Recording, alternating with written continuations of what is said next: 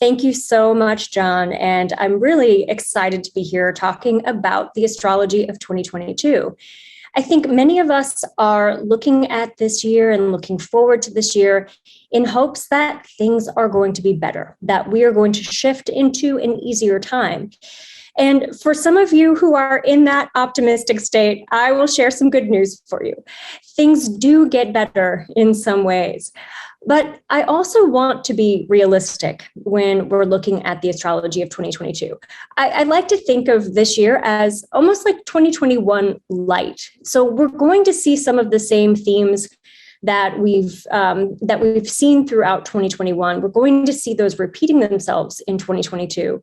But there are slight differences that I think we can look forward to. We do have an overarching theme of, the 2020s really kicked off with the transits that coincided with COVID. And so this is going to still be one of the big themes and one of the big storylines throughout this decade. So this year, we're still doing some rebuilding. We're still reinventing some of the larger systems in our society with government, with religion, with corporations. And we'll talk a little bit about that today. But this year opens us up to dream what's possible, to open our hearts with compassion. And also, we're going to see some advancement in all sectors through technology, thanks to Saturn's placement in Aquarius. But there's going to be an overlay of ethics with all of that innovation that we're going to see this year.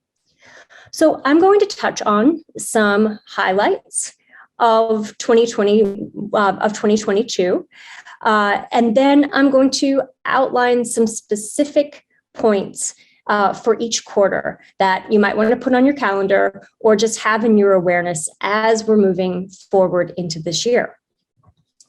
Before we go into 2022, though, let's take a little review of 2020 and 2021, because I think we all know that astrological cycles don't exist independent of other ones. We're all a part of an evolving storyline. And so that storyline, we can call this storyline the 2020s, and we're in the third year of the 2020s. So in 2020, we had several new cycles beginning. The first one happened in January with Pluto and Saturn coming together in the sign of Capricorn, meeting for the first time. They meet about every 34 to 36 years. And this was a cycle that we saw in conjunction with the outbreak of COVID. We saw a lot of systems being restructured as a result of big movements and shifts that were happening for us in our personal lives and in the world. Then we closed 2020 with the Great Conjunction, which we also call the Great Mutation, because we had Jupiter and Saturn both meeting in the Great Conjunction in air signs for the first time in 200 years. So we see big shifts, big changes.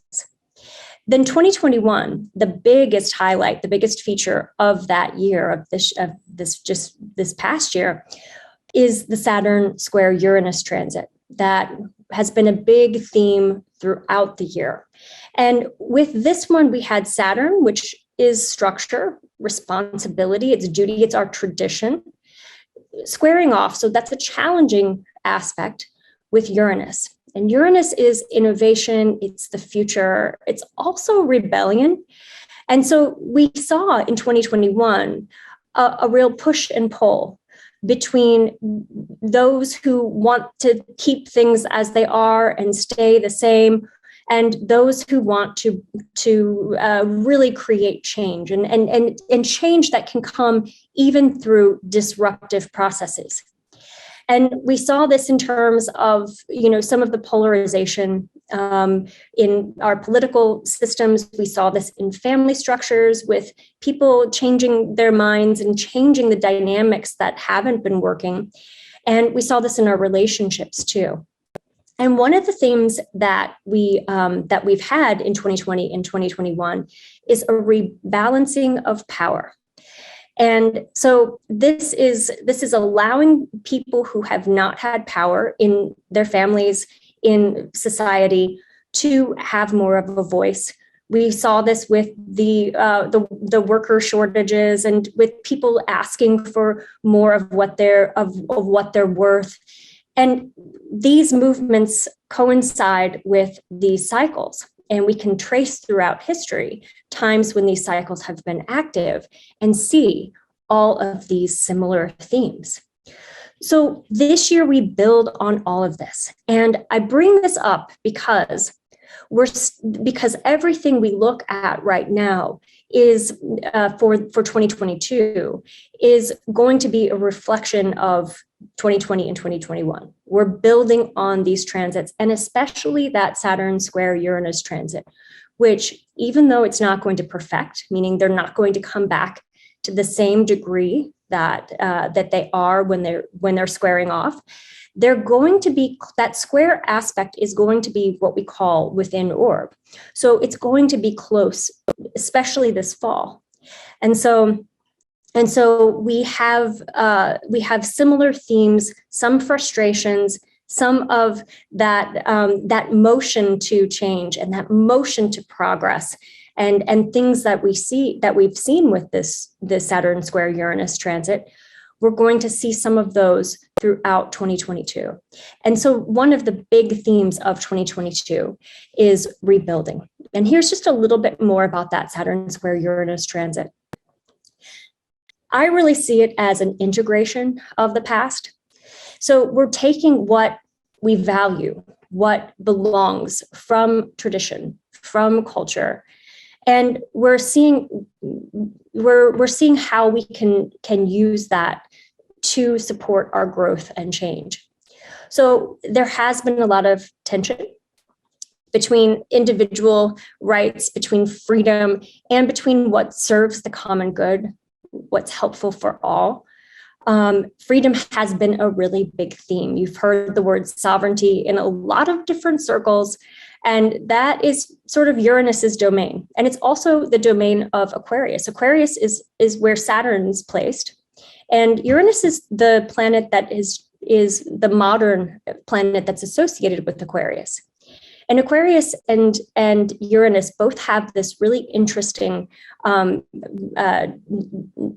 dualism, which is it's very much about the individual, and Aquarius is also about the common good, the whole, the community. And so we see sort of the tension between how do we be ourselves in the world, and sharing our unique gifts in a way that feels safe, that gives us a feeling of freedom. And so again, there's a sense of opening and also resisting at the same time. I like to think of this aspect as the discomfort of up-leveling.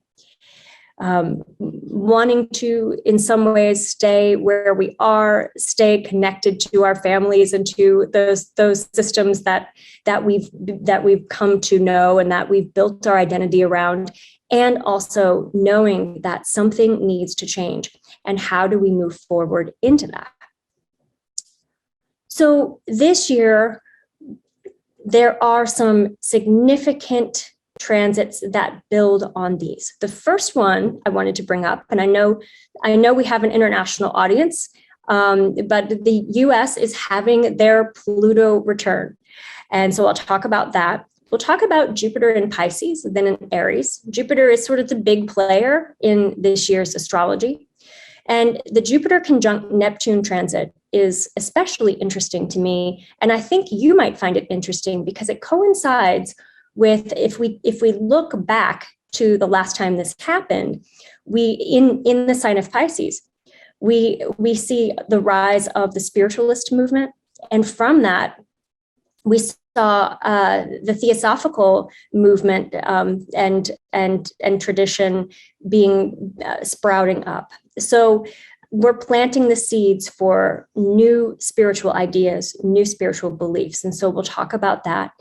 Then the North Node, which the nodal axis is a destiny point. It shows us what we're prioritizing, what we're cleaning up, and where we're moving as a culture. And so that shifts into Taurus. And the nodes relate to where we have the eclipses. And so we'll talk about the eclipses on the Taurus-Scorpio axis. So these are the big highlights, and we'll touch on each one of them, and I'll offer a few more. So let's talk about the US Pluto return. This is a very big deal. Just to put it in context, so our outer planets, Pluto and Neptune, move slowly. It takes Pluto about 250 years to go around the zodiac. So every person, if you look at your birth chart, you'll see you have all the planets represented in your birth chart. And each planet has its own cycle. And when it returns back to the same place it was at the time of your birth, it signifies a new beginning for you. And we see that you might even be able to trace back in your own life, every 29 years, Saturn returns back to the same place it was at the time of your birth.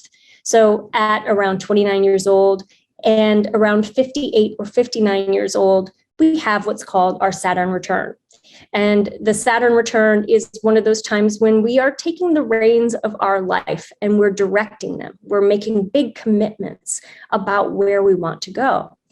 And so I offer this as an example because I think most of us can look back to our, that time right before our 30th birthday and identify, oh yeah, that was a big moment in my life. So that's just one planetary return. An example of how that plays out. Every year we have a solar return where the sun comes back to the same place it was at the time of our birth. So these are milestones. These are big moments in our life. None of us personally is going to have our own Pluto return. It happens once every 248 to 250 years, but countries do. And businesses do. And anything that survives longer than 250 years is going to have a Pluto return. So there's actually an estimate that that many empires or many republics or countries, that 250 years tends to be a transition point, or it tends to be when things collapse, or it's like it's the average lifespan for a country or an empire. While I don't think the U.S. is going to fall apart, I think that we're in for a lot of change. And for anyone who's listening to this outside of the U.S., this is going to affect global markets. And because the U.S. is a big player in the global economy, I think we'll see a ripple effect of this transit. So this is going to be exact 3 times this year: February 20th, July 11th, and December 12th. And we have Pluto in Capricorn. Now, Capricorn is the sign that relates to business, industry, corporation. It also relates to some of those larger, what I consider patriarchal systems. So we see this with religion, religious organization. So not necessarily the spirituality of religion, but the business of religion. We also see this with the like tradition in terms of family values, in terms of some of those rules and beliefs and even laws that are designed to keep things in order. So Pluto in Capricorn, Pluto entered Capricorn in 2008. And that was right at the time of the mortgage crisis, when we saw a restructuring of of corporations, of corporations and the economy. And we saw out of that movement the rise of the Occupy Wall Street movement. We saw also cryptocurrency was born during that time as an attempt to change the banking system and decentralize it. And the US, the chart that I use for the US is called the Sibley chart. And it features Pluto in the second house, which is the house of money. And so the US Pluto return, I think, is going to be a lot about looking at the economy, looking at the way that power and government and economics all works together. And I think there could be a tendency, or there could be some hope for separating corporations from politics or from the government. In our personal lives, one of the things that I think we will see with this is, I think we will see the possibility for new ideas for us to rethink the way we look at debt, the way we look at taxes. And so I think that this is going to be a change. Changes are going to start here and then ripple out throughout the next several years, throughout the decade. One of the things that I like to think about when I think about Pluto transits is I like to think about the analogy of the wrecking ball. Now, don't be afraid, don't be nervous. I have some good news here. So when you think about a wrecking ball, if you want to build something new, let's say you buy a piece of property and there's an existing structure on it, and you have a vision for what it could look like. Well, sometimes things have to be destroyed before something new can be rebuilt. And in the end, we celebrate those changes. We appreciate what we build. But in the process, we see the work that we have to do. And so with the US Pluto return, we're going to shine a spotlight on all aspects of this country that need some restructuring, that need a wrecking ball, so to speak. And so we'll be looking at our legal, judicial, and economic policies. We'll be looking at, I think, things like reparations will be up for us to discuss. And I think that we'll also just see that we're reinventing ourselves. We're changing the way that we show ourselves, our image. All of these things are going to shift. I wanted to just show the first Pluto return chart, which is happening in February. This way you can see visually what we're talking about. And I'm going to I'm going to highlight a few pieces for you. So here is Pluto. And here is the transiting Pluto. The inner wheel is the US chart, and the outer wheel are the planets that are transiting. And what we see here is we see that the US has natal Mercury, its Mercury placement is in opposition to Pluto. And so we are going to see some of the themes that we naturally see in our own society. We're going to see some of those play out. So communications becomes a big theme. The media, changes in the media, perhaps even new media organizations coming to light that are offering an alternative to what we have right now. And so these are some of the bigger themes that we'll see through this first one. And we also have Venus and Mars right here, both very close to one another, showing the potential for new ways of looking at money, looking at debt, looking at taxes, looking at jobs and how we create jobs. And I think some of the infrastructure bill that we just saw that was passed, I think that could be a part of this. And then I wanted to look forward at the next one. The next one is really interesting too, because we have the sun right here, moving into this opposition. And so we've got sort of, we can see some tension. This is one of those Pluto returns that is going to show us, that is going to show perhaps some division, perhaps some truth coming to light. There could be a mistrust of government because we also have Neptune in a challenging aspect with the US Mars. So there's a lot about what's true, what's not. Looking at some of the conspiracy theories that have been going around. And I think that there's going to be a lot that comes to light for us that allows us to see what changes we can make.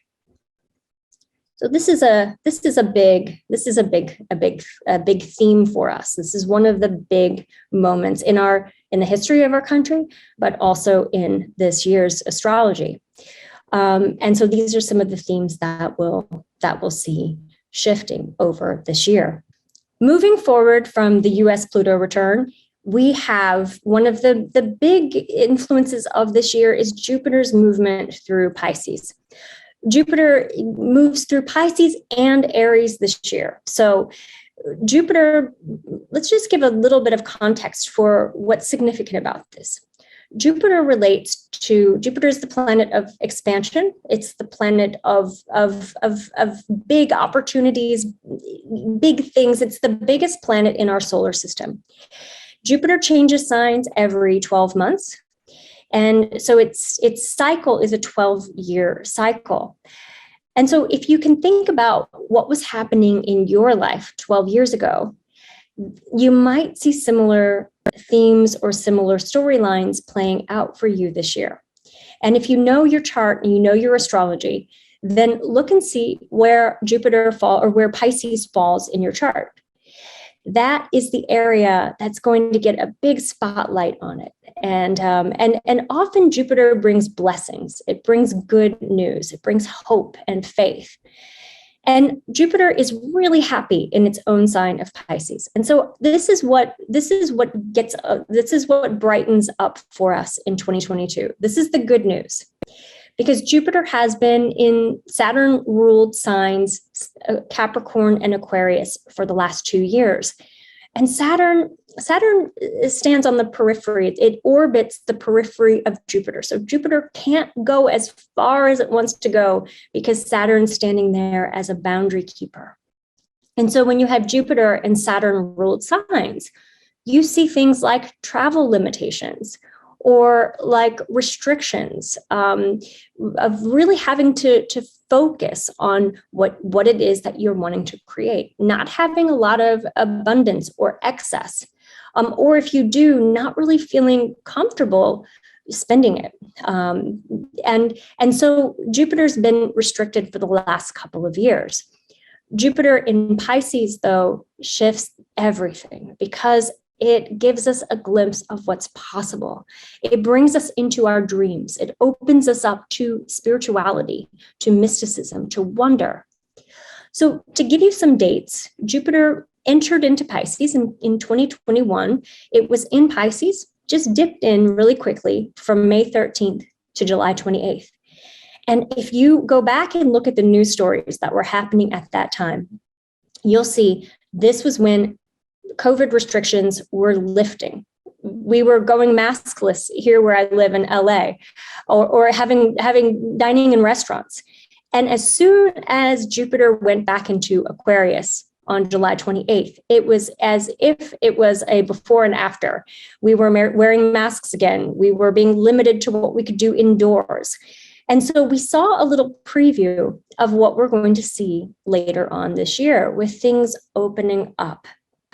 And so Jupiter went back into Pisces. Jupiter goes retrograde for about 4 months every year. And so it's not uncommon for Jupiter to go backwards into the previous sign and then go forward again, making a 12-month cycle overall.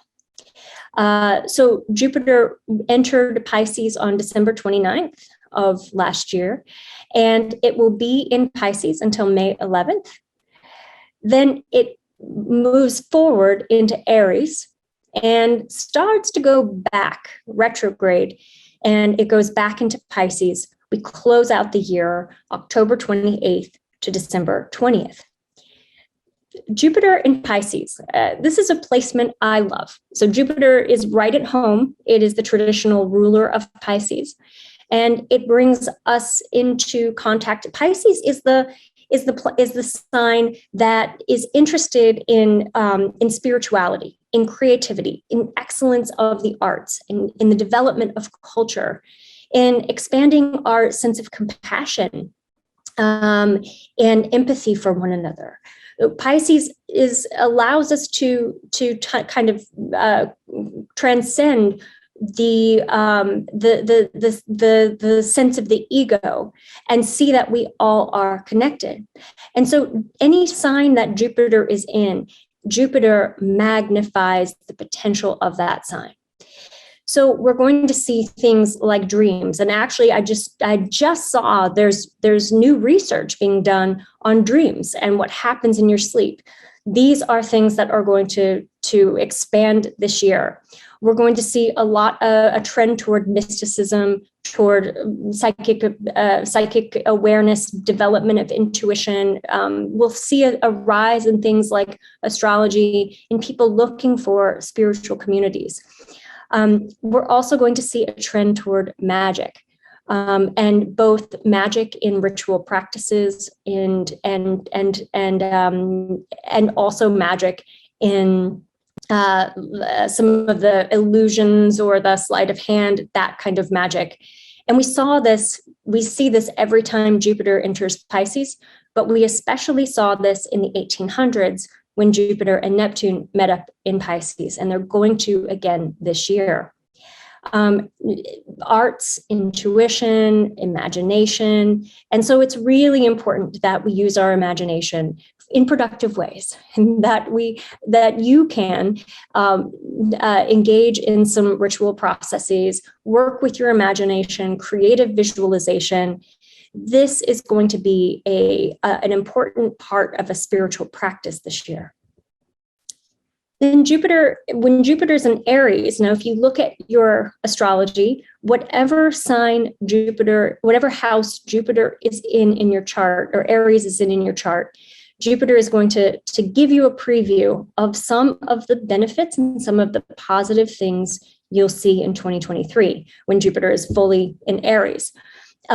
Some of the themes that we'll see: leadership. We're going to see military, warrior instincts. So even in your own relationships, in your own life, feeling like you want to defend and protect yourself and those you love.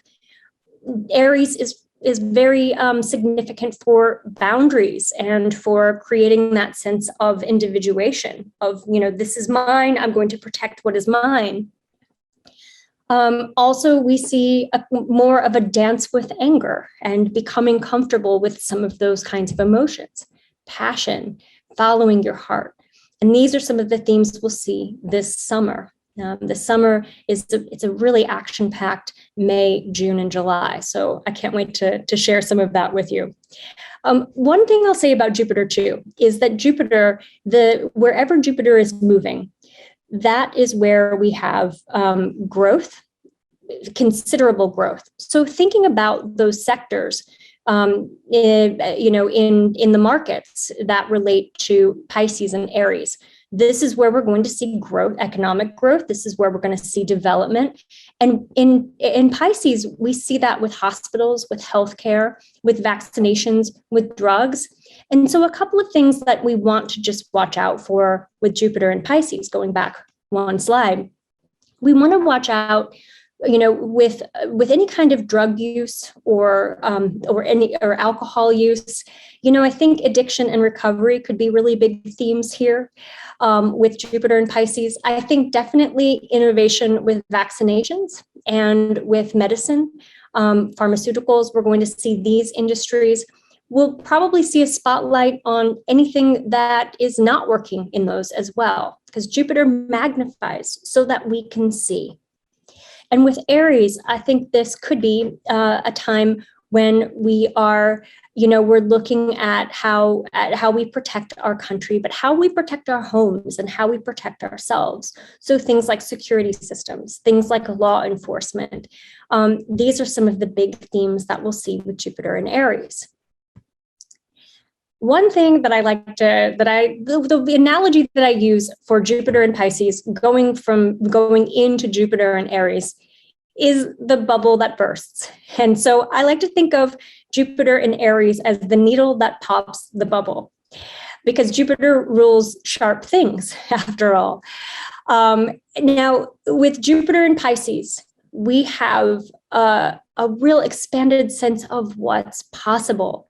It's like we see all of the good in people, in one another, and others in the world, and sometimes that can make us, buy into a dream or believe something that isn't grounded in truth, and so we want to be really conscious of that while Jupiter is moving through Pisces, because Jupiter and Aries can be the reality check that bursts the bubble. So what's beautiful and brilliant about this is that Pisces is the sign of intuition. And so this is a time to deepen your sense of your own truth, to rely on your intuition, and to trust your instincts. The Jupiter-Neptune conjunction happens in April, and this is the big transit of the year. So the last time Jupiter and Neptune met up in Pisces was in the 1800s, and it was right at it coincided with the start of the spiritualist movement. And for those of you who are listening to this, you might be familiar with spiritualism. It's a religious philosophy that believes, and it's a church actually, that believes in the communication with the afterlife. And it was started with the Fox sisters, who were mediums and who became very famous for connecting with spirits. And some of the early theosophists, they sprung off from spiritualism because there were some people who were professing to have spiritualists who were professing to have these encounters with spirits, and they turned out to be, smoke and mirrors, or they were using special effects, and there was some inauthenticity. And so the Theosophical movement arose right after that time. So we see a return to that astrology, but I think we're also going to see an occult revival. And I would predict that the Theosophical Society is going to see a rise in membership and new people coming in, looking for a way to expand their spiritual perspective, to connect with in a spiritual community. And I think also there's going to be a trend toward magic, toward working with magic, toward ritual processes. We are already seeing a trend toward witchcraft, and on social media and things like that. So people becoming more aware of their spiritual power, their spiritual gifts. And so this is going to be one of the big overarching themes of this year. And this is going to be exact in April. And so this is one of those times when you will be aware of your own spiritual desires and spiritual practices. And in fact, it would be really helpful as we're moving toward this to develop and deepen your meditation practice, to be reading spiritual literature, to be familiarizing yourself with some of even the Western esotericists or mystical thinkers, because we're all moving in that direction. And this is an acceleration of spiritual awareness and spiritual growth that I'm pretty excited about, coming on the heels of everything that we've been through for the last couple of years. I think this transit is going to open our minds to really seeing how we are in a co-creative process, how we are all one, creating and shaping the world that we live in. One of the things we also saw with in the 1800s was an intersection of social justice and movements to support helping other people and spirituality. And we saw this a lot with the early spiritualists. There were, Quakers, there were free thinkers, there were people who were trying to make a change, abolitionists, suffragettes, people who were trying to make a change toward more equality, toward more social justice, and moving away from organized religion, moving towards spiritual groups and spiritual communities, seeing their social justice as a part of a spiritual practice. And so this is a theme that I think we'll see this year too. And in some ways, the challenges with this could be that we lose touch with what is possible, where we don't see our own limitations. I think there's also a risk that people could become fanatical, or we could see more conspiracy theories and people not knowing what's true and what's not. And so I think this is one of the risks with this transit. The other transit I wanted to touch on is the North Node in Taurus. So the North Node changes signs about every 18 months. And the North Node is exactly opposite the South Node. And so the South Node represents what we are integrating and healing and clearing. And the North Node is what we're prioritizing, what we as a culture are moving toward. And so here is another place that you want to look at your own chart, but you want to look for the place where Taurus is in your chart, for that house. Because wherever the North Node is transiting, that's the area of your life that's a focal point for you, and it's aligned to your purpose. So it allows you to make changes in that area of your life, whatever area is represented by that house, that leads you to feeling a stronger sense of fulfillment, a stronger sense of purpose. So the North Node in Taurus is going to be there from January 18th to July 12th of 2023. And a few of the themes that we see with the North Node in Taurus and the South Node in Scorpio is that of personal value and self-worth. These are Taurus themes.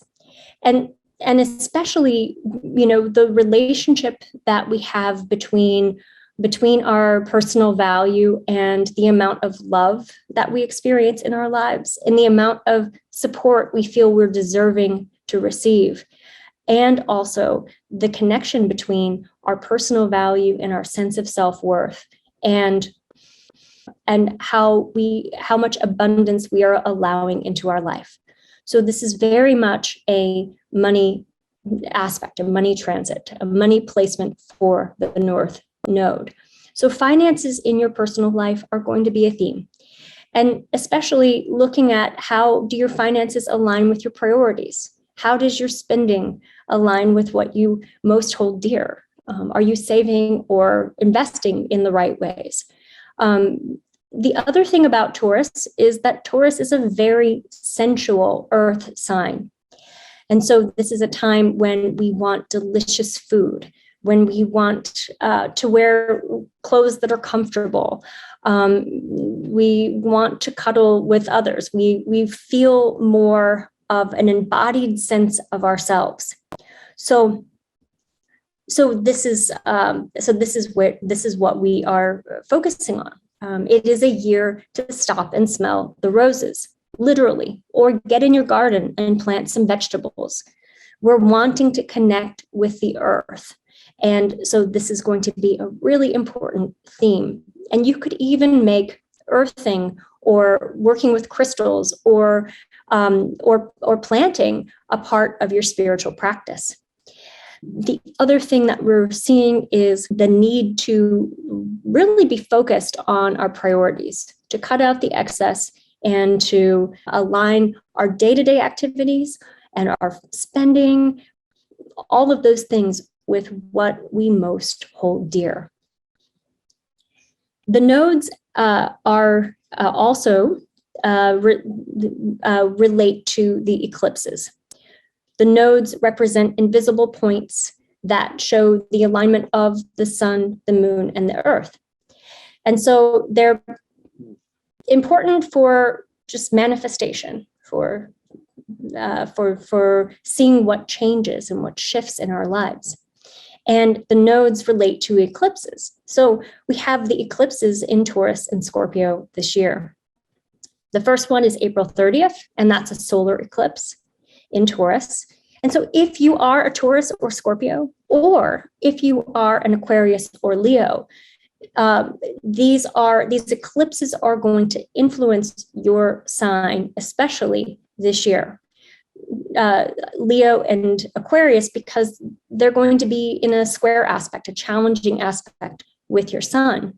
Or if you have Leo or Aquarius or Taurus or Scorpio risings, this is also going to be, these are going to be pretty significant for you. All of our fixed signs are getting some extra change this year and extra attention this year. Eclipses stir things up. And in particular, with Taurus and Scorpio, they're stirring up those themes of finances and personal value and self-worth and groundedness, presence, and beauty and pleasure, all of those things. And so we see some big realizations about what keeps us from an abundance mindset, or what distances us from experiencing intimacy with another person. So these are all the really important themes that are happening this year. I also wanted to draw attention to Mars in Gemini. Mars is going to be going retrograde this year, so it stays in Gemini for a very long time. It will be in Gemini from August 20th of this year to March 25th of 2023. Mars is the planet that relates to conflict. It's the warrior planet, but Mars is not conflict that is just for conflict's sake. Mars is very protective. The mythological Mars was the god of war, but he was also the guardian of agriculture. And he realized that if people weren't being fed, then there wasn't going to be peace. So Mars shows us where we defend and protect ourselves, what we're protecting. And it also shows us the ways in which we are experiencing conflict or moving into conflict. Mars in Gemini is a very communicative placement for Mars. So words have power. This is the time to be writing your TED Talk or to be authoring your book. You have some motivation for it. This is also a time to be very careful with how you use your words. As you know, they're going to have extra resonance this year. We'll also see some changes in media communication, and I think we're already seeing some signs of this potentially happening with people the way that people use media in politics. The way that media can be a focal point for dissent. And so I think we'll see some changes in the way that we use our words, that we communicate with one another over social media. Writing is a great thing to be doing at this time. During Mars retrograde in particular, so from October 30th of this year to January 12th of next year, retrograde periods bring us back into the past. They allow us to revisit decisions that we made, to bring up anger that needs to be processed and composted. It gives us a chance to look at the way that we are expressing our passion. And so writing can be a tool for healing at this time. Speaking of retrogrades, everyone always wants to know when Mercury is retrograde. And this year, Mercury goes retrograde 4 times. Mercury typically goes retrograde 3 times, and 4 is like, that's a lot. So it's going to be going retrograde in air signs for the first 3 cycles, and then it switches to Earth. So we saw in 2021 Mercury retrograde in air signs as well. There's been a predominance of the element of air. Air is our thoughts. It's actually transmission of things through the atmosphere. So things like viruses that can be passed through airwaves, things like podcasts, radio, Wi-Fi connections. So when Mercury goes retrograde, it's a time when we're rethinking all of those things. We're looking at some of our core challenges in life, some of the bigger struggles that we're overcoming. We look at some of the more painful experiences of our past in an attempt to heal. So it's never unproductive, and there are always big realizations during Mercury retrograde cycles. Because we have the predominance of the element of air, there's going to be a lot about the way that we communicate. That's going to be a focal point. Also, sharing ideas, building community, using your words to express yourself, to deliver truth. These are some of the themes that we'll see with these Mercury retrograde cycles. Then it moves into Capricorn, and we see Earth as a predominant theme in December and January. And so this is more of a grounded Mercury retrograde, where there's like more practical considerations. It's less of an intellectual placement and more of a practical one. And so looking at the logistics of our holiday plans, for example, and what we're budgeting for the upcoming year. So these are some of the themes that we'll close out the year with during that Mercury retrograde cycle. I'll highlight just a few key points in the different quarters of the year, just so that you have a frame of reference as you're looking forward. So the first quarter, all of the planets are going direct, meaning they're all moving forward. There's a lot of momentum from February 3rd until April 29th. It's a time when there's nothing stopping you. You can accomplish a lot of things, but also you're able to see where you're moving. There's more clarity. There's more vision. Things are moving fast, and that's how we'll feel at the beginning of the year. We also have so March is significant because we have Venus conjunct Mars in Aquarius on March 6th. Venus and Mars are both of our relationship planets. And so this is a time when we're connecting with one another in really powerful ways, not just in romantic relationships, but friendships as well, because Aquarius is represented. We also have Mars and Venus in a challenging aspect with Uranus in March. And this is one of the overarching themes, meaning we are looking at how do we expand our sense of what friendships and relationships look like. Do we move away from the community that we've been in support of where we're going, our growth, and finding new people who resonate more with where we are and where we are going? And so we can see some shifting, some social circles opening up, old ones closing, but it's ultimately really moving us forward toward April, which is what we talked about with that accelerated spiritual growth and spiritual awareness. And we kick things off in March with this Pisces new moon that I love. So the Pisces new moon is right here, and we see a concentration of planets in Pisces. This is a dreamy new moon, but it's not going to be the most the time when you have the most clarity. That's going to come a little bit later. This is a time to dream, to create. This is a time of radical acceptance and compassion for yourself and others.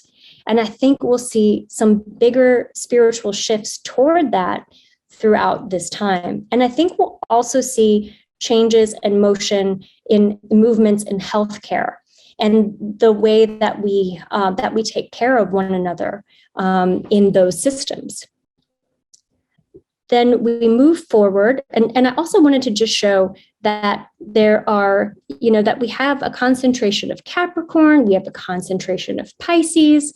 And so this is, the Capricorn, the influence of Capricorn allows us to ground and stabilize some of those dreams that are coming up and some of those visions we have for the future. So we have this nice mix of Pisces, which is very otherworldly, which is very imaginative, and Capricorn, and Pluto in Capricorn, and Pluto and Venus and Mars in Capricorn. That's really grounding us and saying, but what's true? But what's practical? What can you take from those dreams and make them happen here on Earth? So that's March. And now we'll move to the second quarter. And the second quarter kicks off with April. And this is the big transit that we talked about with Jupiter conjunct Neptune. It colors the whole second quarter for us. And then it moves us right back into Jupiter and Aries in May. So we have like this dream, this ideal, this vision of that Jupiter conjunct Neptune in Pisces, that we're coming off the heels of that Pisces new moon. And then we get into Jupiter and Aries, and that's like what we were talking about before, the bubble bursting. This is, things are getting heated up in May. We've got Mars conjunct Neptune. And so Mars and Neptune coming together it can be a time of disillusionment. It can be a time of, of not knowing who to trust or what to do. And that leads us into the eclipses. So we've got the lunar eclipse happening on May 15th, and eclipses catalyze change. And where we're going to see those changes are in relationships, and we're going to see them especially in the relationship between our partnerships, the way we merge with others, and money. So love and money are big themes. Both of our hot button topics are going to be up. And Mercury is retrograde at that time too. So we have a lot of energy, a lot of intensity happening in May. It's going to be an exciting month. And that takes us into the third quarter. And the third quarter, we slow things down. So after a really intense May, we kind of get a break in June. And then in July, we have Jupiter, Saturn, Neptune, Pluto going retrograde. When the outer planets go retrograde, they all go retrograde, Jupiter and Saturn for about 4 months each year, Neptune and Pluto and Uranus for about 5 months each year. And when those outer planets are retrograde, it's often a time when we're looking at rethinking some of those larger social systems. We're also looking at the bigger themes that we are seeing play out with the Saturn-Uranus square, because this is going to be bringing them back close together again. And so this is a time when we rethink things. This is also going to be the US Pluto return for the second time. We have asteroids, Juno, Vesta, and Chiron going retrograde as well, and this is going to be in July. And those asteroids, they show us some of, and the Chiron one in particular allows us to really look at how we take care of one another, at how we heal our suffering, and not just our own individual process of healing, but also how are we healing the world? And how are we taking care of those who've experienced trauma? And so I think we could see things like, more discussion about refugees and migrants. I think we're going to see a lot of those kinds of topics up in the news. I think we'll also see things about healing trauma, psychology. These are all going to be themes that we see that are really up for us. And then we have Ceres, which is a dwarf planet, opposite Pluto. And Ceres relates to agriculture.